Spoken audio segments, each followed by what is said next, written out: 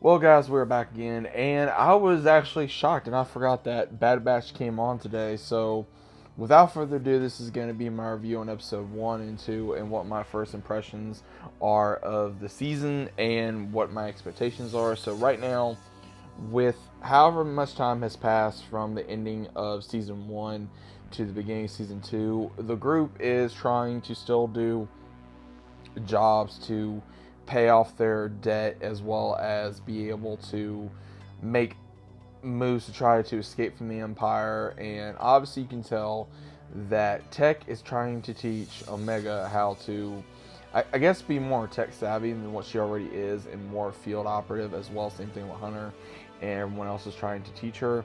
Now, what's really cool is that they do escape from these crab-like creatures on this seafront island. They return, and when this happens, we see a familiar, not really a familiar face, but more like a familiar voice. So we see where I guess a character that Wanda Sykes now is playing in Star Wars, which is really cool because again, I never thought Wanda Sykes was actually going to be in Star Wars ever, because I had no idea honestly that we'd get someone like her to, a comedian, actually be interested in trying to be in a Star Wars type of environment. So overall, Sid introduces the gang to somebody that she's known for several years, and she's a pirate. She's known her for a long time. So it's gonna be kind of interesting if we're gonna be seeing a familiar face very soon, and I'm gonna let y'all kind of like see who that may be. Now, what's really gonna be cool about this is Sid tells the group that there is a huge war chest that Count Dooku had at his home world, where we saw familiarly in the Clone Wars. It was that same room where he would have meetings with Darth Sidious, and then also where he got attacked by Asajj Ventress and her Night Sisters, and among other things that happened during the Clone Wars that we saw on the show. Now, everybody goes to go ahead and try to steal some money so that way they could pay Sid off. That way their debt could be paid to her. And then what we see is them trying to go in stealthy. Wrecker goes in along with Tech and Echo and Omega, trying to get more treasure, while Hunter uses his bombs as a diversion in case they need it. And unfortunately, they do need it, so everything blows up. Hunter is able to kind of help them. Wrecker gets away as well, and unfortunately, Echo, Tech, and Omega are stuck on the barge ship where they're collecting all the treasure that Count Dooku has taken, not from other planets, but from this own planet as well.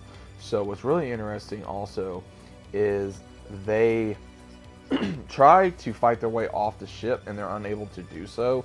So what happens is the clone commander that's on this planet, he's taking charge of the planet, and he informs the other troopers to go ahead and get rid of the ejection pods. So that's the only way they're going to be able to escape, right? And then as soon as that happens, they use something else that way they can get off one of the barges.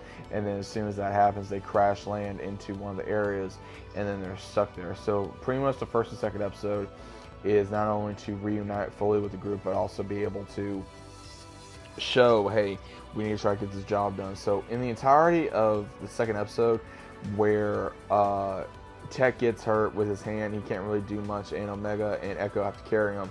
And we also have an issue where Omega wants to try to redeem herself because she feels like it's her fault that the group is having to run more and more from the Empire, and that she should be able to do something. And she heard what Echo said to Hunter about that. If it wasn't for her, then they probably wouldn't be doing all this right now. And so she does blame herself. And then we see where Hunter and Wrecker have to use former Tech from the Clone Wars to be able to outsmart their clone brethren, as well as be able to hide from them and fight them off as well. So that was kind of cool to see more old Tech from the Clone Wars come back to be able to fight off the clones, and they're still having to use certain types of phase for their guns to make sure that they're only phasing them, they're not killing them. And when this happens, we see where Tech, as well as Echo and Omega, meet some strange old man that is on this planet, and he informs them, after helping them, that it wasn't just Dooku that, stole from other planets, he stole from this own planet as well. And even Omega offers to get this money back for him, he doesn't want nothing to do with it. And then Omega's keeping an eye on him, and he gives her some type of a toy to where she can look at shiny things in a box, and it gives us a picture of mirror imaging. So she really does take a like to that, but then she also still wants to get the treasure chest of what is left of the credits, among other things.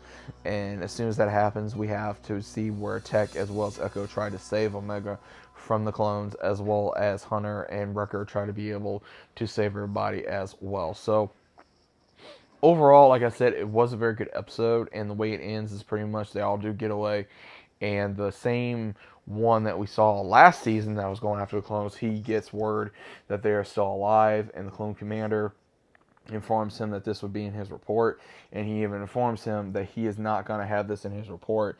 So for Nasher, he informs them like, you're not going to be in this report, and of course the clone commander informs them that I'm not going to false a report, and he says, well then I'll do it, and he just shoots him dead. So we obviously know that something was going to happen. I think that was he's going to be on the hunt for the clone commandos, and I think that he's going to have, of course, Hunter go after them at some, not Hunter, but the other one go after him at some point. I think that something's going to happen to where he's going to have no choice but to go after them and say, hey, you know, you need to go after your brothers and kill them.